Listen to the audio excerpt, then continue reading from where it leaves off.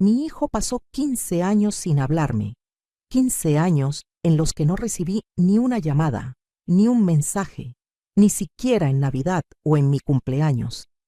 Pero bastó que se enterara de que me había ganado 65 millones en la lotería para que apareciera en mi puerta con maletas, su esposa, y una sonrisa que no me engañó ni un segundo.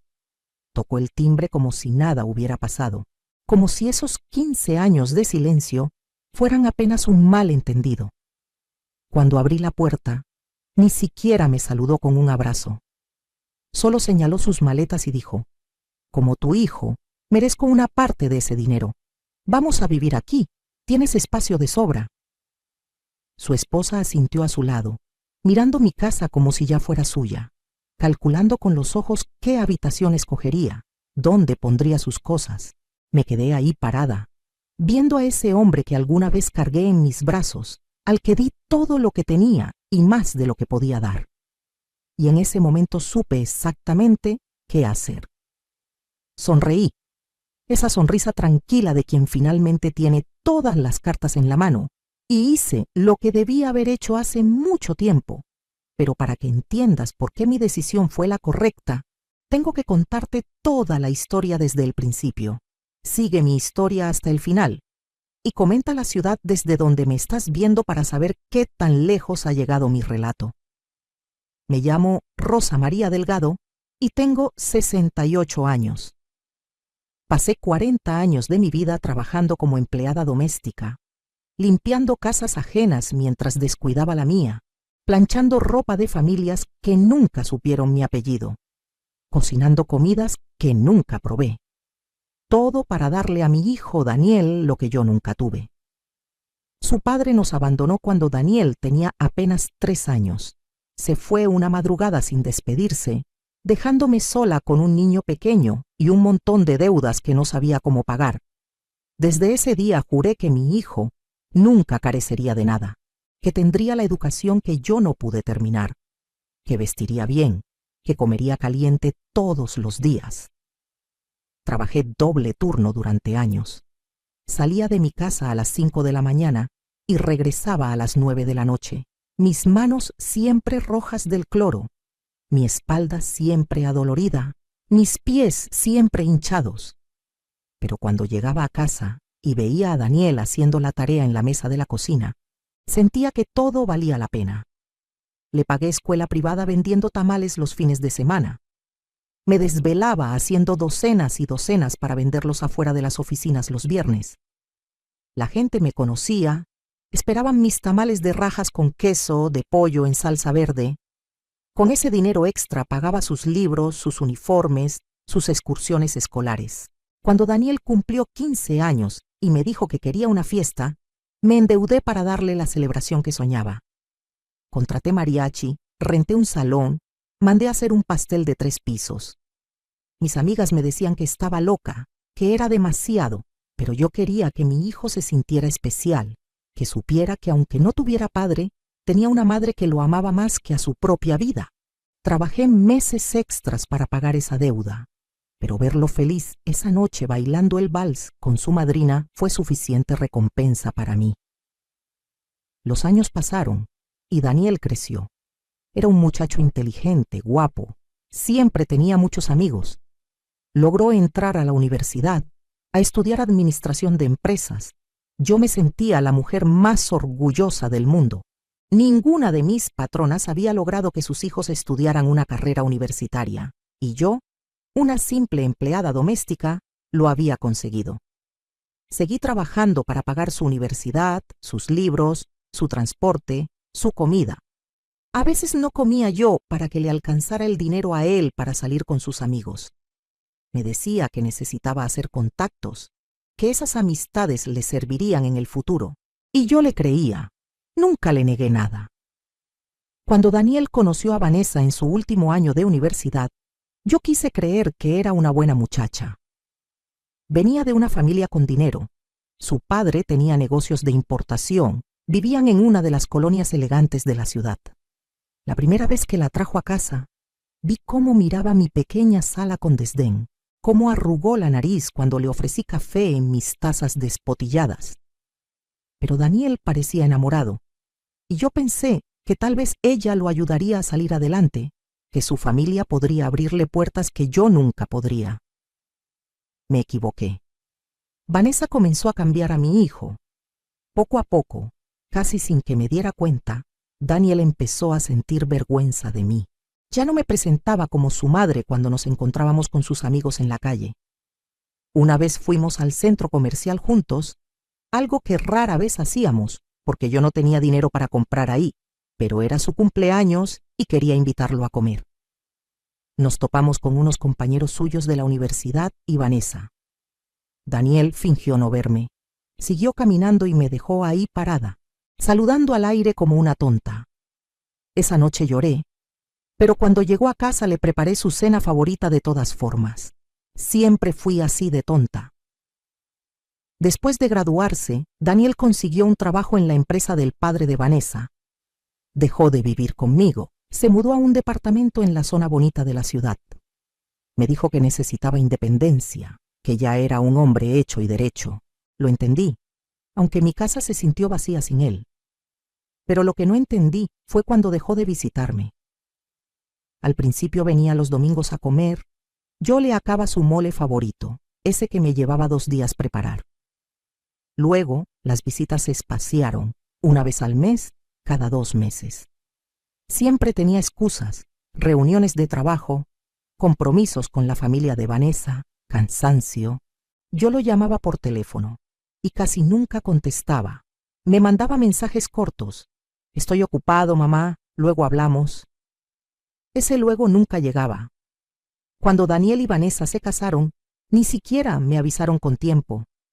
Recibí una llamada 3 días antes de la boda. Mamá, nos casamos este sábado. Va a ser algo pequeño, íntimo, solo familia cercana. Me dolió, pero fui.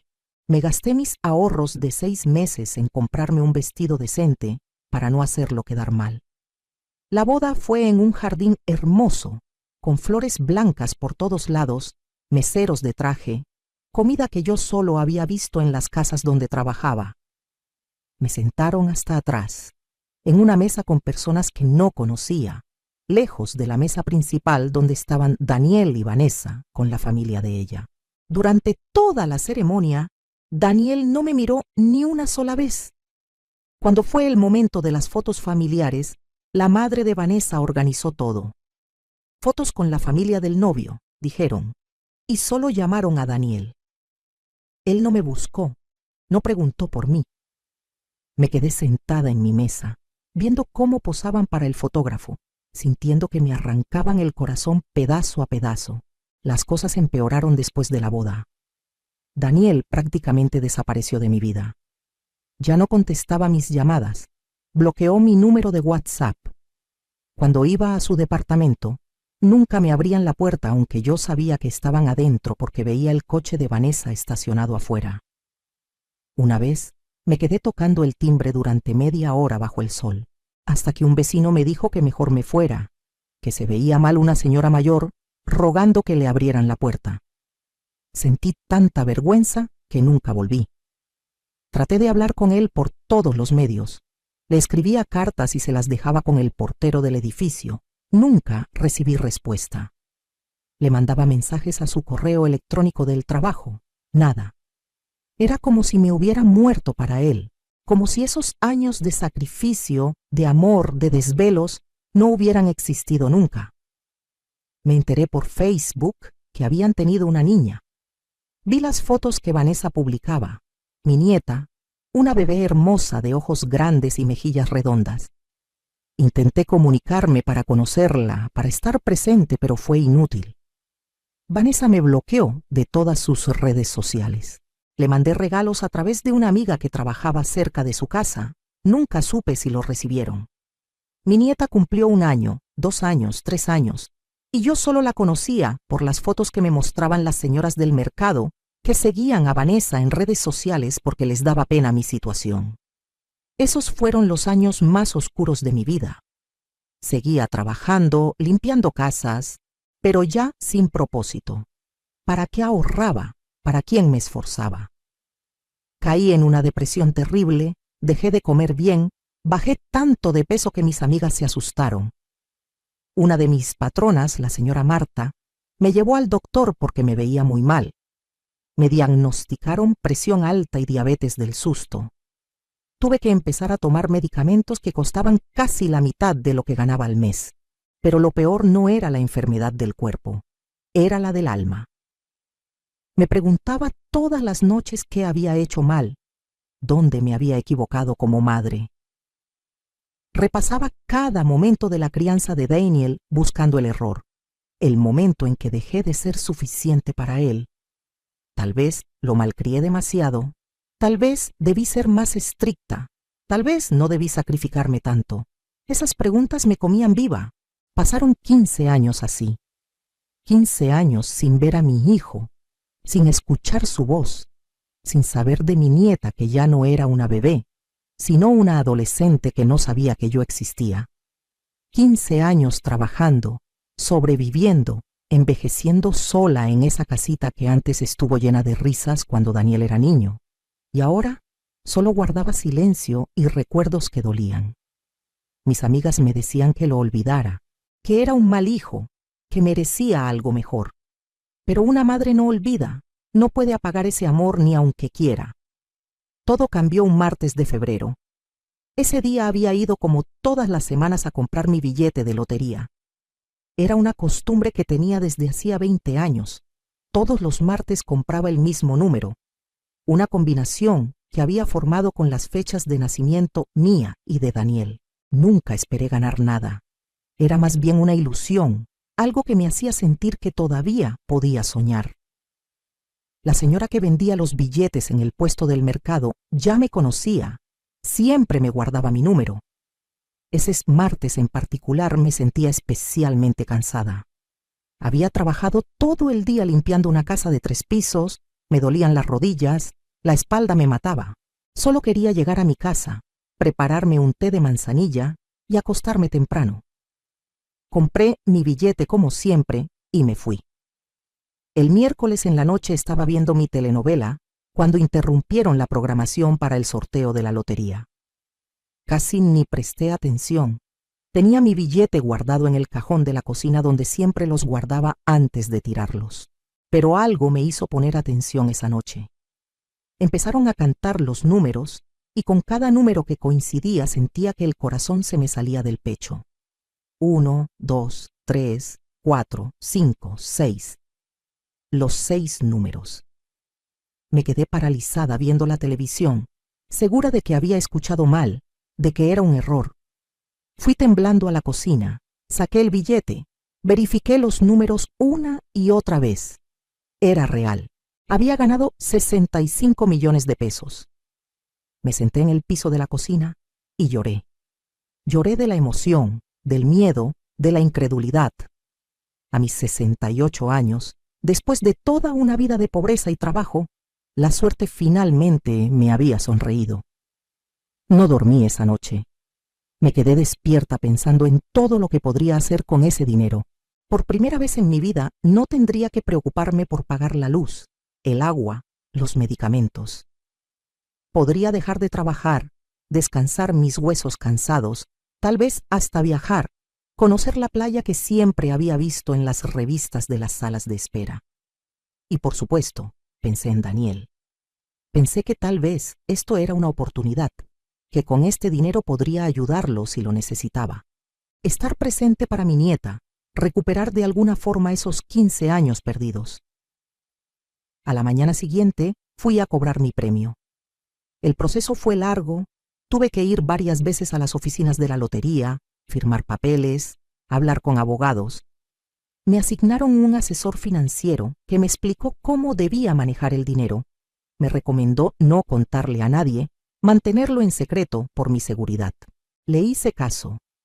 No le dije a nadie excepto a mi amiga Lupita, que había sido mi confidente durante todos estos años difíciles. Lupita lloró conmigo de la felicidad. Decidí no buscar a Daniel para contarle. Si en 15 años no había querido saber nada de mí, no iba a aparecer ahora solo por el dinero. Primero me ocupé de mí misma. Fui al médico, un médico privado de verdad. no del centro de salud donde me hacían esperar 5 horas para una consulta de 10 minutos. Me hicieron estudios completos, me ajustaron los medicamentos, me pusieron en tratamiento adecuado. Compré todo lo que me recetaron sin tener que estar calculando si me alcanzaba o si tendría que elegir entre la medicina y la comida. Arreglé mi casa. Contraté a alguien que reparara todas las goteras del techo que llevaban años sin arreglar. Pinté las paredes, cambié los muebles viejos por unos nuevos y cómodos. Puse piso nuevo en toda la casa, instalé aire acondicionado, compré una estufa de esas modernas que siempre había querido. Mi casita quedó preciosa. Ya no me daba pena invitar a mis amigas. Pero no compré nada ostentoso, nada que llamara la atención de los vecinos. Seguía siendo la misma casa por fuera, humilde y sencilla, pero por dentro era un palacio para mí. Renuncié a mi trabajo. Después de 40 años limpiando casas ajenas, finalmente podía limpiar solo la mía. Mis patronas se sorprendieron, me preguntaron si estaba enferma, si necesitaba ayuda. Les dije simplemente que ya era tiempo de retirarme, que quería disfrutar mis últimos años con tranquilidad. La señora Marta, que siempre había sido buena conmigo, lloró cuando me despedí. Me dio un abrazo largo y me deseó lo mejor. Por primera vez en décadas, desperté sin despertador, sin tener que correr a tomar el camión, sin tener que planear mi día alrededor de las casas que tenía que limpiar. Me levantaba cuando mi cuerpo me pedía, desayunaba con calma, veía mis programas favoritos, salía a caminar al parque. Era una vida sencilla, tranquila, pero para mí era el cielo. Guardé la mayor parte del dinero en inversiones como me había recomendado el asesor financiero, pero me permití algunos gustos. Habían pasado 3 meses desde que cobré el premio.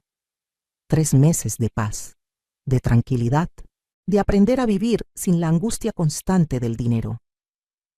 Estaba en mi sala una tarde de sábado, tejiendo una cobija y escuchando música cuando sonó el timbre.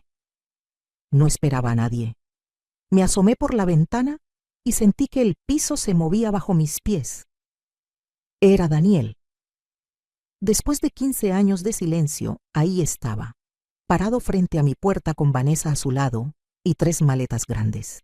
Mi primer instinto fue correr a abrazarlo, ese impulso maternal que ningún abandono puede borrar del todo. Pero algo en su postura, en la forma en que miraba mi casa, me detuvo. Respiré hondo y abrí la puerta. No me saludó con un abrazo, no me pidió perdón por los 15 años de silencio, no me preguntó cómo estaba. Lo primero que salió de su boca fue: «Mamá, ya sé que te ganaste la lotería. Como tu hijo, merezco una parte de ese dinero. Vamos a vivir aquí. Tienes espacio de sobra». Me quedé muda. Vanessa sonreía a su lado, esa sonrisa falsa que ya conocía desde la primera vez que la vi. Daniel siguió hablando como si estuviera discutiendo un negocio. «Investigué y sé exactamente cuánto ganaste. 65 millones. Yo soy tu único hijo, tu única familia, así que legalmente me corresponde la mitad. Pero soy generoso, no voy a pelear por eso. Solo quiero que nos dejes vivir aquí, que nos mantengas a mí, a Vanessa y a Camila, y que nos des una mensualidad razonable. Digamos que $500,000 al mes para nuestros gastos». No podía creer lo que estaba escuchando.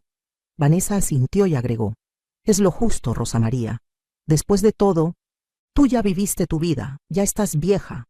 Nosotros todavía somos jóvenes, tenemos una hija que criar, necesitamos ese dinero más que tú. Además, ¿para qué quieres tanto dinero a tu edad? No te vas a llevar nada cuando te mueras». Sentí una rabia que no había sentido nunca en mi vida. Pero también sentí algo más, una claridad fría y cristalina. En ese momento vi a mi hijo tal como era, no como yo había querido creer que era durante todos estos años. Vi a un hombre egoísta, manipulador, que solo se acordaba de que tenía madre cuando le convenía.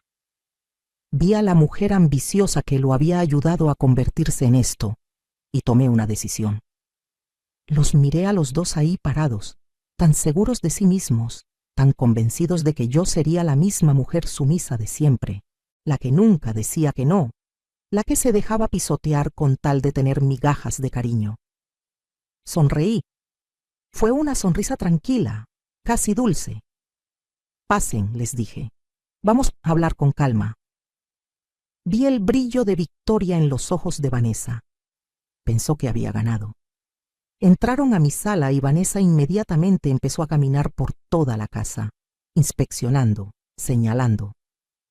Esta habitación será para Camila, decía. Esta otra puede ser nuestro cuarto. Vamos a tener que tirar estos muebles, son horribles. Y esta cocina necesita remodelación completa. Daniel se sentó en el sillón nuevo como si ya fuera suyo, con esa postura de dueño que me revolvió el estómago. Mamá, tráeme agua, me ordenó. No me pidió, me ordenó. Le serví agua en mis vasos buenos, los que había comprado hacía poco. Me senté frente a ellos y seguí sonriendo. Cuéntame, Daniel, ¿cómo te enteraste de que me gané la lotería? Le pregunté con calma. Él ni siquiera tuvo la decencia de verse avergonzado. Un amigo vio tu nombre en la lista de ganadores que publicaron en el periódico. Me mandó la foto y pues obviamente vine de inmediato. Somos familia, mamá. Familia. Esa palabra sonó tan vacía viniendo de su boca. Ya veo, dije. Y dime, ¿cómo has estado estos 15 años? ¿Cómo está mi nieta? Vanessa bufó. Está bien, es una adolescente insoportable como todas. Por eso necesitamos el dinero para meterla a una mejor escuela, para darle lo que necesita. Qué curioso, pensé, que nunca necesitaran mi ayuda antes. Nunca necesitaran que conociera a mi nieta. Pero ahora que había dinero de por medio, de repente éramos familia. Daniel sacó unos papeles de su bolsillo. Traje estos documentos para que los firmes. Son para transferirme la mitad del dinero a mi cuenta. Mi abogado los preparó. Todo está legal y en orden. Los puso sobre la mesa de centro con una pluma. Firma aquí y aquí. Lo miré fijamente. ¿Y si no quiero firmar? La expresión de Daniel cambió. Se puso dura, amenazante. No seas difícil, mamá. Ese dinero me pertenece tanto como a ti. Yo soy tu hijo, te cuidé durante años. Me reí. No pude evitarlo. Me reí en su cara. ¿Que tú me cuidaste? Daniel, ¿en qué mundo vives? Yo te cuidé a ti, te mantuve. Trabajé 2 turnos para que tuvieras todo. Y tú me abandonaste. Me borraste de tu vida como si nunca hubiera existido. Se puso de pie, furioso. Eso fue por tu culpa. Me dabas vergüenza, mamá. Una empleada doméstica ignorante, siempre con las manos rojas de tanto limpiar, siempre oliendo a cloro. Mis amigos se burlaban de mí. Vanessa y su familia son gente importante. No podía presentarte ante ellos, pero hice lo correcto al distanciarme y ahora que tienes dinero, puedo volver. Cada palabra era una puñalada, pero extrañamente ya no me dolían como antes. Ya no quedaba nada en mí que pudiera ser herido por este hombre. Vanessa se unió. Mira, Rosa María, no te hagas la digna ahora. Sabemos que nos necesitas tanto como nosotros te necesitamos a ti. Estás vieja, sola, enferma. ¿Quién va a cuidarte cuando ya no puedas valerte por ti misma? Nosotros podemos hacerlo, pero obviamente no gratis. Me puse de pie también, todavía sonriendo. Tienen razón en algo. Estoy vieja. Tengo 68 años. Trabajé 40 años limpiando, cargando, arrodillándome en pisos ajenos. Mi espalda está destrozada. Mis rodillas suenan cuando camino. Tengo diabetes e hipertensión. Pero ¿saben qué más tengo? Tengo 65 millones de pesos que ustedes no van a ver ni un centavo. La cara de Daniel se puso roja. Ese dinero es mío por derecho. ¿Por derecho de qué? Le pregunté, mi voz subiendo de volumen por primera vez. ¿Por derecho de haberme abandonado? ¿Por derecho de no contestar mis llamadas durante 15 años? ¿Por derecho de no dejarme conocer a mi nieta? ¿Por derecho de sentir vergüenza de la madre que se mató trabajando por ti? Vanessa intentó tomarme del brazo, con esa voz melosa y falsa. Rosa María, no te alteres, piensa en tu presión. Mira, Seamos razonables. No tienes que darnos todo, solo ayúdanos un poco. Estamos en una situación difícil. ¿Situación difícil? Repetí. Cuéntame más de esa situación difícil. Y ahí fue donde cometieron su error. Pensaron que mi pregunta era señal de debilidad, de que estaba cediendo. Daniel se sentó de nuevo, más calmado, calculando. El negocio del suegro quebró hace 2 años. Perdimos todo. Tuvimos que vender el departamento, el coche.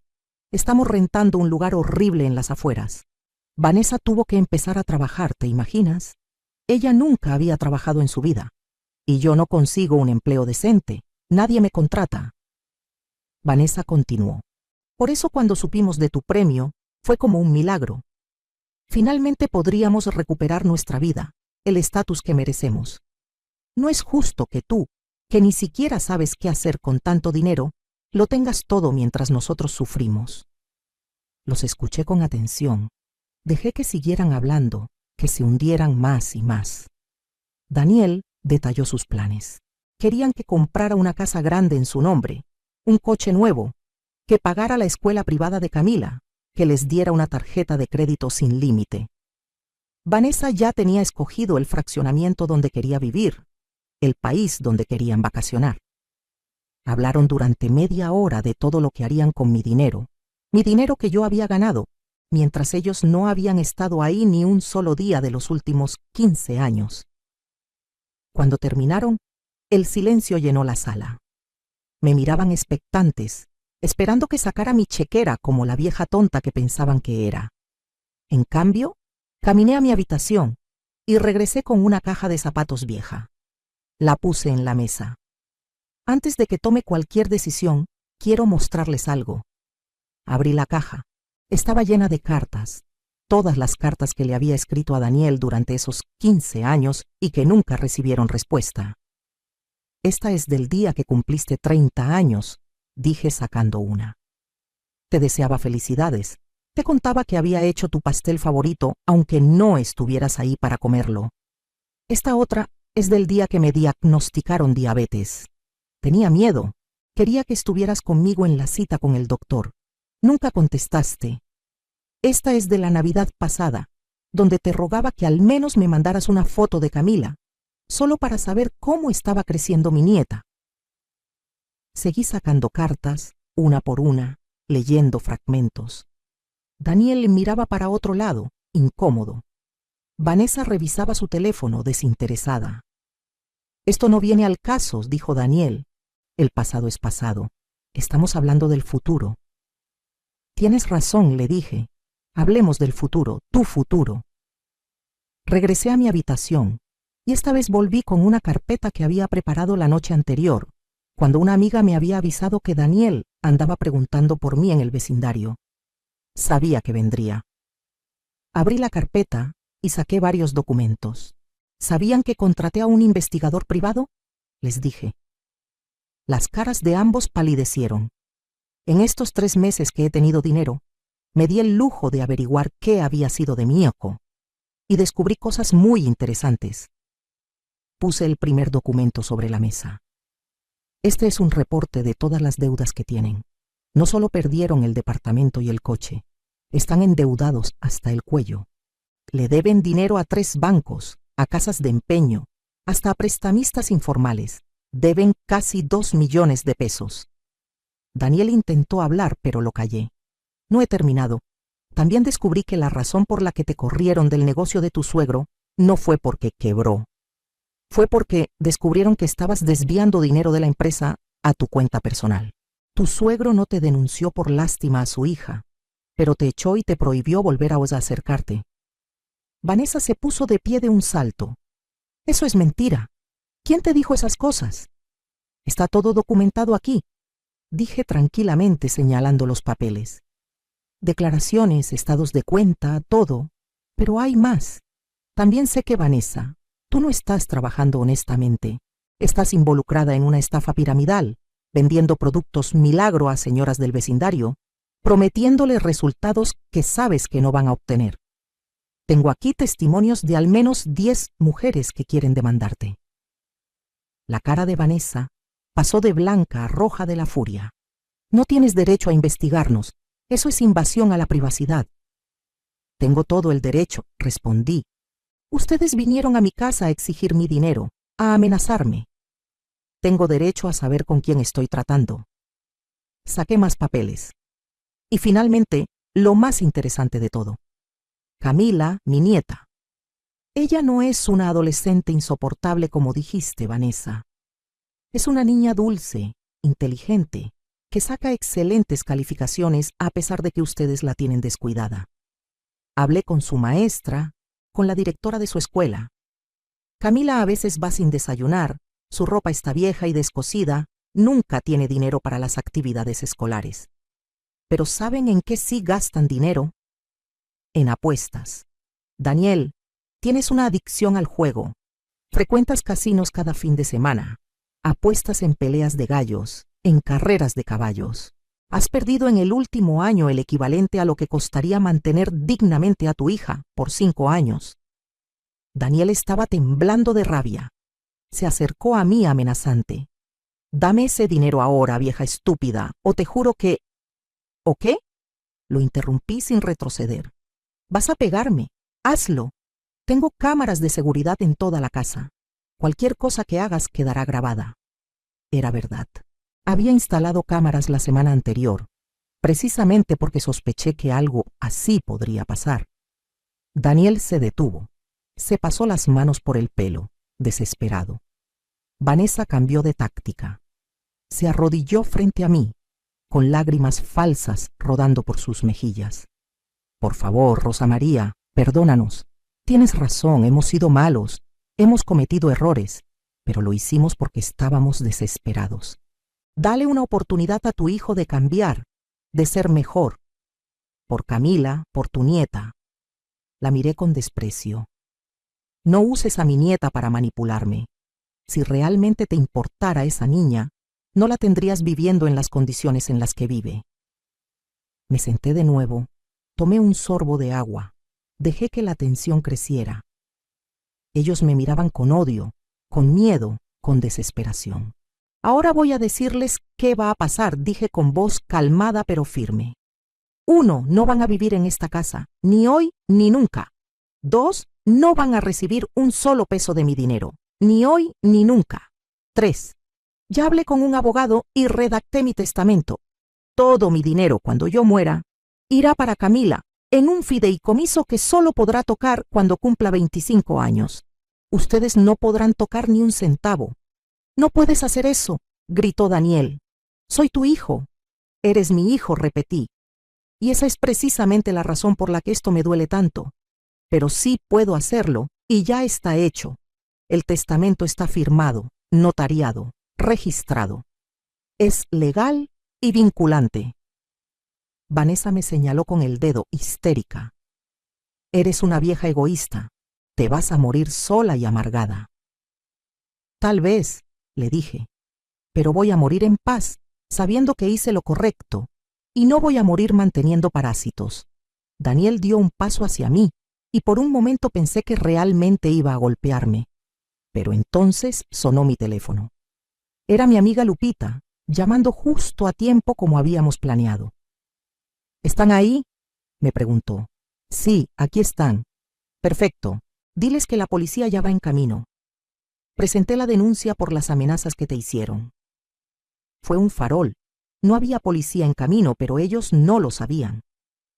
Daniel y Vanessa se miraron entre sí, aterrados. Tienen 2 opciones, les dije. Se van ahora mismo por su propio pie, toman sus maletas y no vuelven nunca. O espero a que llegue la patrulla y les muestro todas las pruebas que tengo de sus actividades ilegales. Ustedes eligen. No lo pensaron 2 veces. Tomaron sus maletas torpemente, tropezando entre ellos. Vanessa todavía intentó una última súplica. Al menos piensa en Camila, no la castigues por nuestros errores. No voy a castigarla, respondí. Al contrario, voy a hacer por ella lo que debía hacer hace mucho tiempo. No entendieron qué quise decir, y no me importó explicarles. Los acompañé hasta la puerta. En el umbral Daniel se volteó. Algún día vas a arrepentirte de esto. Vas a estar vieja, enferma, sola, y vas a rogar porque volvamos. Lo miré a los ojos, a ese hombre que alguna vez fue mi bebé, mi niño, mi razón de vivir. Si ese día llega, prefiero estar sola que mal acompañada. Ahora vete. Cerré la puerta en sus caras. Los escuché gritando afuera por unos minutos, amenazando, insultando. Luego se fueron. Me quedé ahí parada en mi sala en silencio, y entonces lloré.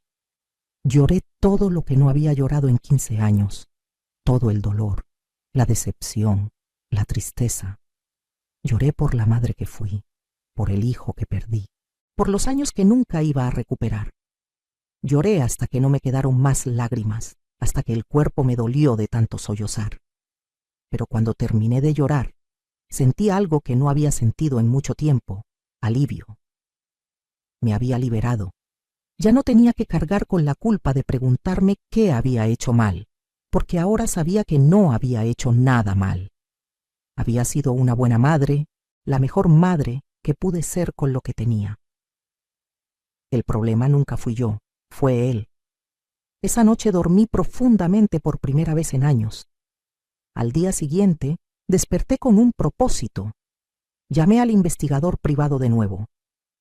Necesito que averigües la dirección exacta donde vive mi nieta, el nombre de su escuela, todo lo que puedas sobre su situación. En 2 días tenía toda la información. Camila tenía 14 años. Iba a una escuela pública del otro lado de la ciudad. Era una estudiante excelente a pesar de todo. Miembro del club de lectura. Participaba en competencias de matemáticas. Vivía con sus padres en un departamento pequeño, en una zona no muy segura. Contraté al mejor abogado de familia que pude encontrar. Quiero la custodia de mi nieta, le dije. O al menos, quiero asegurarme de que esté bien cuidada. El abogado investigó el caso. Con la evidencia que tienes de negligencia y las actividades ilegales de los padres, podemos construir un caso fuerte. Pero va a ser complicado. Ellos son los padres legales. No me importa qué tan complicado sea, le dije. Esa niña es mi sangre y no voy a dejar que crezca en ese ambiente. Pero antes de proceder legalmente, decidí hacer algo más directo. Esperé a que fuera un día de clases, me arreglé bien, tomé un taxi y fui a la escuela de Camila. Hablé con la directora, le expliqué la situación, le mostré documentos que probaban que era su abuela. Solo quiero conocerla, le dije. 15 años sin verla, sin saber de ella. Solo quiero saber que está bien. La directora, una mujer mayor de ojos bondadosos, entendió. Camila es una niña especial, muy madura para su edad, demasiado tal vez. Se nota que ha tenido que crecer rápido. Me permitió esperarla a la salida de clases. Cuando la vi salir del edificio sentí que el corazón se me detenía. Era hermosa, alta para su edad, con el pelo largo y oscuro, los ojos de su padre, pero la sonrisa que yo veía en las fotos de mi propia infancia. Llevaba el uniforme limpio pero raído, los zapatos viejos pero boleados con esmero. Caminaba sola mientras otros niños iban en grupos. Me acerqué con cuidado, no quería asustarla. ¿Camila?, le dije suavemente. Se detuvo, me miró con cautela. ¿Sí? ¿Quién es usted? Me llamo Rosa María, soy tu abuela. Vi cómo sus ojos se abrían grandes, cómo procesaba la información. ¿Mi abuela? Pero mis papás dicen que no tengo abuelos, que todos están muertos. Sentí una punzada de dolor, pero lo oculté. Pues no estoy muerta, como puedes ver. Tienes unos minutos para platicar. Hay una nevería ahí en la esquina. Dudó, era una niña inteligente. Sabía que no debía irse con extraños. Puedes llamar a tu mamá o a tu papá para pedir permiso si quieres, le dije. O podemos quedarnos aquí afuera donde hay gente. No, dijo rápidamente. Ellos no están en casa, trabajan hasta tarde. Por supuesto que sí. Fuimos a la nevería. Le compré la nieve que quisiera. Pidió una de vainilla, la más barata del menú. Puedes pedir la que quieras, le dije, de verdad. Esta me gusta, insistió, pero vi cómo miraba de reojo las nieves especiales con cobertura y dulces. Le compré una de esas también, por si quieres probar. Nos sentamos en una mesa del fondo. Camila comía despacio, saboreando cada cucharada como si fuera un tesoro. ¿De verdad eres mi abuela?, preguntó finalmente. ¿De verdad? Soy la mamá de tu papá. ¿Y por qué nunca te había visto? Pensé cuidadosamente mi respuesta. No quería hablar mal de sus padres, pero tampoco iba a mentirle. Tu papá y yo tuvimos problemas hace muchos años. Dejamos de hablarnos. Pero siempre supe de ti. Siempre quise conocerte. Sus ojos se llenaron de lágrimas. Yo también quería tener una abuela. Mis amigas tienen abuelas que las recogen de la escuela, que les hacen comida, que las cuidan. Yo siempre me quedaba sola en casa. Ya no vas a estar sola, le dije, tomando su mano, ya no más. Hablamos durante 2 horas. Me contó de su vida, de cómo sus papás siempre estaban peleando por dinero, de cómo a veces no había comida en la casa, de cómo ella había aprendido a cocinar desde los 8 años porque nadie más lo hacía. Me contó de la escuela, de sus sueños de ser doctora algún día, de los libros que leía escondida con una linterna porque le apagaban la luz temprano para ahorrar electricidad. Cada palabra era una daga en mi corazón, pero también una confirmación de que estaba haciendo lo correcto. Cuando se hizo tarde, insistió en que tenía que irse. Si mis papás se dan cuenta de que no llegué directo a casa, se van a enojar. ¿Te puedo ver otra vez?, le pregunté. ¿Puedo venir a recogerte de la escuela mañana? Su cara se iluminó. ¿De verdad querrías? Nada me haría más feliz. Desde ese día empecé a recogerla de la escuela todos los días. La llevaba a comer, le compraba útiles escolares que necesitaba, ropa nueva. Al principio era cautelosa, no aceptaba mucho, pero poco a poco se fue abriendo. Me contaba más de su vida. Yo le contaba de la mía. Le hablé de cómo había criado a su padre, de los sacrificios que había hecho. Suena como que fuiste una mamá increíble, me dijo un día. ¿Por qué mi papá no te habla? A veces las personas cambian, le dije. A veces olvidan de dónde vienen. Pasaron 2 semanas antes de que Daniel y Vanessa se enteraran. Camila llegó a casa un día con una mochila nueva que le había comprado, y su padre la vio. ¿De dónde sacaste eso?, le preguntó. Camila, bendita niña honesta, le dijo la verdad. Me la regaló mi abuela Rosa María. La he estado viendo después de la escuela. Daniel enloqueció. Al día siguiente estaba en mi puerta de nuevo, pero esta vez solo, sin Vanessa. Vino furioso, gritando: ¿Cómo te atreves a acercarte a mi hija? ¡Te voy a demandar! ¡Te voy a meter a la cárcel! No le abrí la puerta. Le hablé a través del interfón que había instalado. Daniel, estoy viendo a mi nieta en lugares públicos con su consentimiento. No estoy haciendo nada ilegal. Pero si quieres hablar de cosas ilegales, podemos hacerlo frente a un juez con todas las pruebas que tengo de tus actividades. Se quedó callado. Aléjate de Camila, dijo finalmente con voz amenazante. Es mi hija. Y es mi nieta. Y a diferencia de ti, yo sí me preocupo por su bienestar. ¿Lo haces solo porque tienes dinero ahora? ¿Quieres comprar su cariño? No, le dije. Lo hago porque la quiero. Y porque alguien tiene que cuidarla, ya que tú claramente no lo estás haciendo. Se fue gritando amenazas, pero no volvió. En cambio, le prohibió a Camila verme. Mi nieta me llamó llorando esa noche desde el teléfono de una amiga. Dice que si te vuelvo a ver, me va a cambiar de escuela, me va a castigar. No sé qué hacer, abuela. No te preocupes, mi amor, le dije. Todo va a estar bien, confía en mí. Fue entonces cuando activé el plan legal.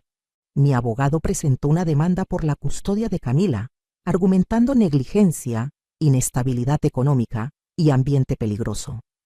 Presentamos todas las pruebas, las deudas, los testimonios de la escuela, evidencia de las actividades ilegales de Vanessa, los reportes del investigador privado. Daniel y Vanessa contrataron un abogado barato que no pudo hacer mucho contra la montaña de evidencia que teníamos. El proceso fue largo, doloroso. Tuve que testificar, Camila tuvo que testificar. Fue horrible ver a mi nieta en ese estrado, nerviosa, asustada, pero diciendo la verdad. Habló de las noches que pasaba hambrienta, de las veces que sus padres la dejaban sola por días, de cómo usaban el poco dinero que tenían para apuestas y caprichos en lugar de comida o ropa para ella. El juez era un hombre mayor, padre de familia, con nietos propios. Vi en sus ojos la compasión cuando escuchaba a Camila, la indignación cuando revisaba las pruebas de cómo Daniel y Vanessa la habían descuidado. Después de 3 meses de batalla legal, el juez dio su veredicto. Considerando la evidencia presentada, las condiciones de vida de la menor y el evidente interés genuino de la abuela en el bienestar de la niña, otorgo la custodia temporal a la señora Rosa María Delgado, con opción a custodia permanente después de una revisión en 6 meses. Los padres tendrán visitas supervisadas 2 veces al mes.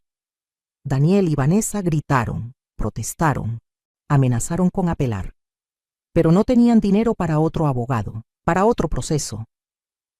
El día que Camila llegó a vivir conmigo oficialmente fue el día más feliz de mi vida desde que Daniel era niño. Había preparado su habitación con todo lo que una adolescente de 14 años podría querer.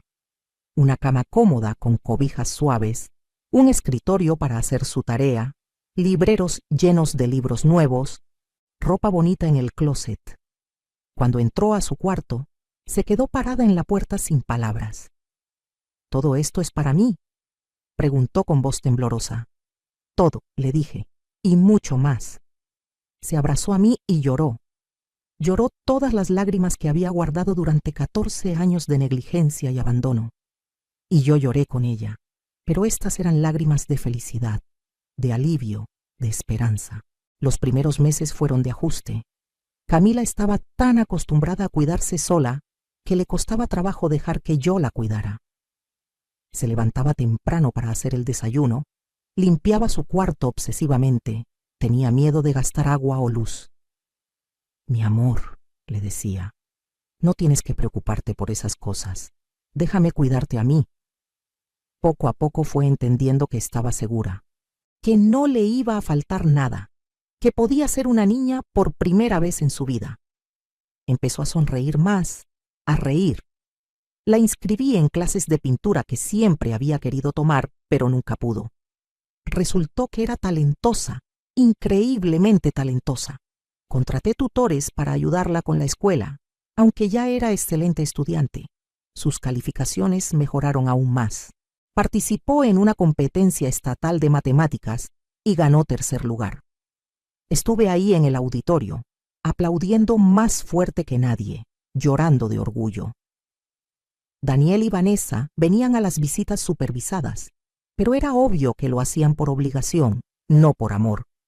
Se sentaban en la sala de visitas del juzgado, mirando sus teléfonos mientras Camila intentaba platicar con ellos. Después de unos meses empezaron a faltar a las visitas. Primero 1, luego 2 seguidas. Luego dejaron de venir del todo. Camila al principio se ponía triste. «¿Por qué no les importo, me preguntaba. «¿Qué hice mal?» «No hiciste nada mal, mi vida», le decía abrazándola. A veces las personas no están listas para ser padres, no tienen lo que se necesita, pero eso no significa que no seas digna de amor. Yo te amo y siempre voy a estar aquí. Cumplió 15 años y le hice la fiesta que siempre soñó. Invitamos a sus amigas de la escuela, contraté un DJ, decoré el jardín con luces y flores. Le compré un vestido hermoso, de esos que había visto en revistas pero nunca pensó que podría usar. Cuando bajó las escaleras para el vals, me recordó a mí misma de joven antes de que la vida me golpeara. Bailamos juntas, abuela y nieta, y en ese momento supe que todo el dolor había valido la pena. Había perdido a mi hijo, sí, pero había ganado a mi nieta, y ella me había devuelto el propósito que pensé que había perdido para siempre. Pasaron los 6 meses de custodia temporal, y el juez la hizo permanente. Daniel no se opuso, ni siquiera se presentó a la audiencia. Firmó los papeles renunciando a sus derechos parentales sin siquiera leerlos. Necesitaba el dinero que le pagarían por firmar, dinero que iba directo a pagar sus deudas. Así de poco significaba su hija para él. Camila lloró cuando se enteró, pero también se sintió aliviada. Al menos ya no tengo que pretender que tengo un papá que me quiere, me dijo. Ahora puedo concentrarme en la familia que sí me ama. Los años siguientes fueron los mejores de mi vida.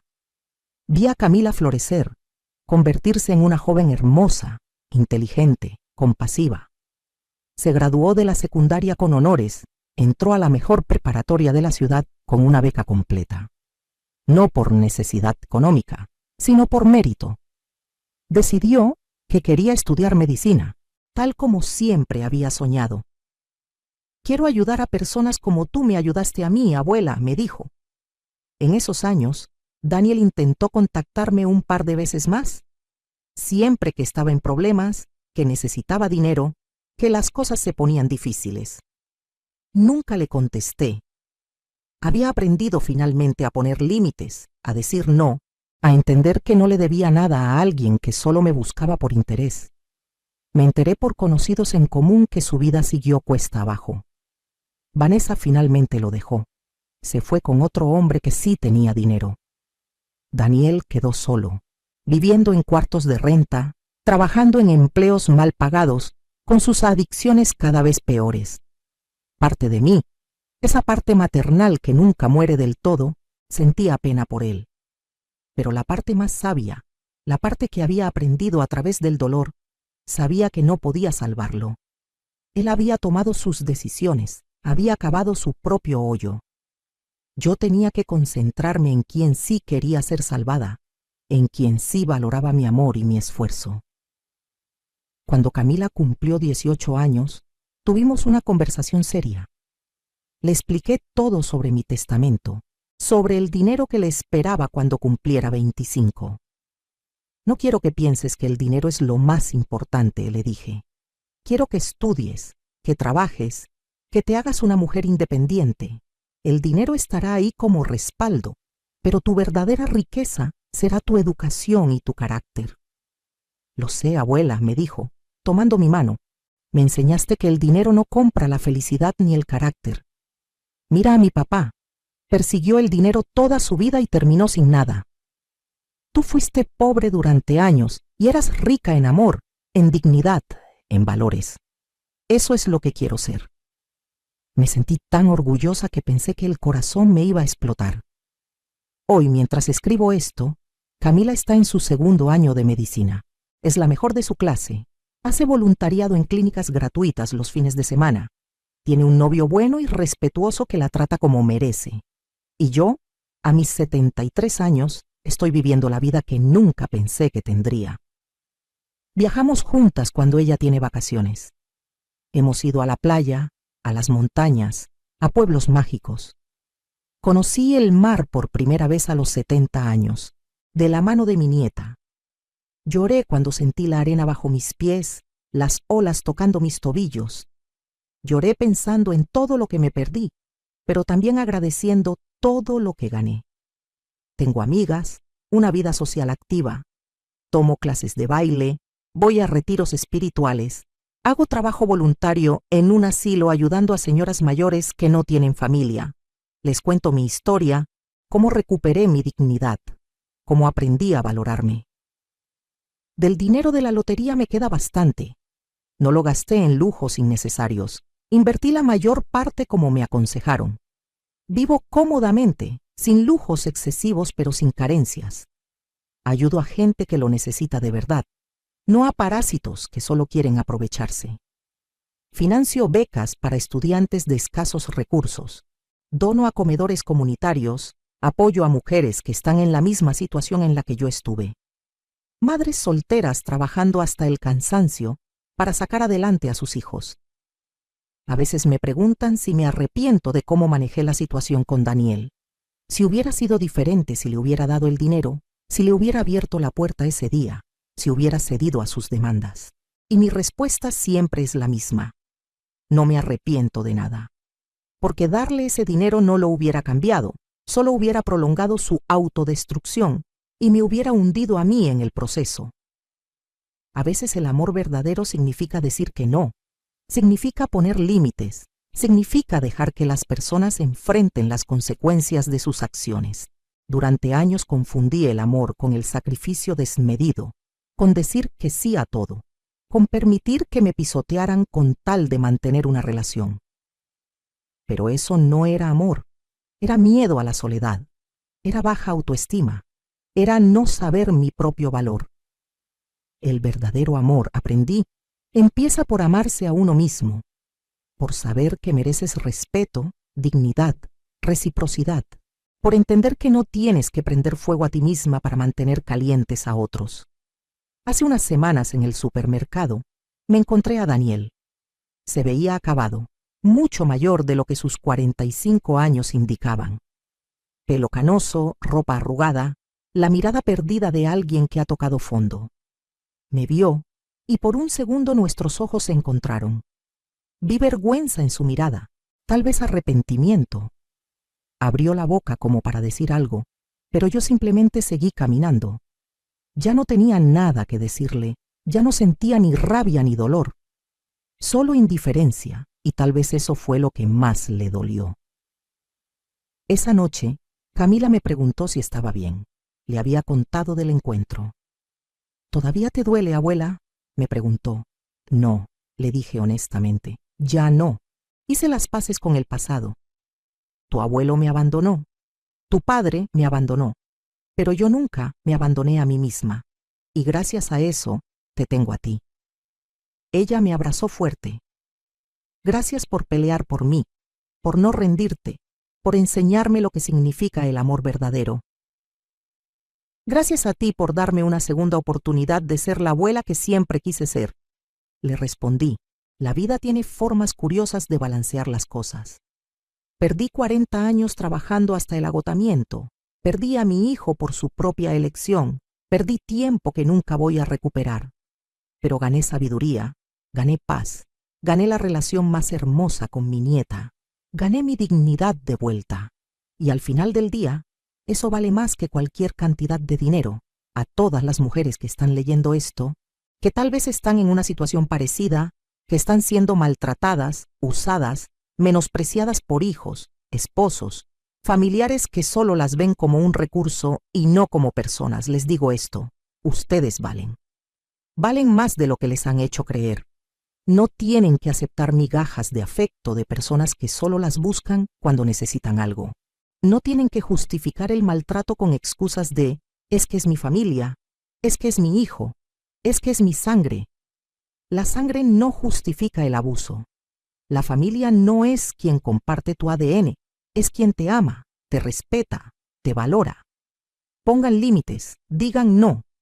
Aléjense de personas tóxicas aunque compartan su apellido. No es egoísmo, es autopreservación. No es maldad, es cordura. Y si tienen la fortuna de tener un golpe de suerte como lo tuve yo, usen ese recurso para construirse una vida digna, para ayudar a quien realmente lo merece, no para mantener parásitos que nunca van a cambiar. El dinero no compra el amor, pero sí compra la libertad de elegir quién forma parte de tu vida. Úsenla sabiamente. Hoy, mientras veo a Camila estudiar en la sala, concentrada en sus libros de anatomía, sueño con el día que se gradúe como doctora. Estaré ahí en primera fila, con el pañuelo en la mano para secarme las lágrimas de orgullo. Y cuando me pregunten quién soy, diré con la cabeza en alto, soy su abuela, la mujer que la crió, que peleó por ella, que le enseñó que el amor verdadero no tiene condiciones. Esa será mi victoria final. No el dinero que gané, no la casa bonita que tengo, no los viajes que hice. Mi victoria será haber roto el ciclo, haber criado a una mujer fuerte, independiente, compasiva, que sabe su valor y no va a permitir que nadie la trate como me trataron a mí. Porque ese es el verdadero legado que dejaremos en este mundo. No cuánto dinero acumulamos, sino qué tipo de personas formamos, qué valores transmitimos, qué ciclos rompemos. Así que sí, mi hijo pasó 15 años sin hablarme hasta que descubrió que había ganado 65 millones en la lotería. Apareció en mi puerta exigiendo lo que creía que le pertenecía. Y yo finalmente hice lo que debía haber hecho hace mucho tiempo. Cerré esa puerta y abrí una nueva, una que me llevó a la vida que merecía, a la relación que necesitaba, a la paz que tanto había buscado. ¿Qué harías tú en mi lugar? ¿Le habrías dado el dinero a tu hijo esperando que cambiara? ¿O habrías hecho lo mismo que yo? Comenta abajo, quiero saber tu opinión. Y si conoces a alguien que necesita escuchar esta historia, compártela. Tal vez sea justo lo que necesitan para encontrar el valor de cerrar puertas que debieron cerrarse hace tiempo y abrir las que les llevarán a su verdadera felicidad.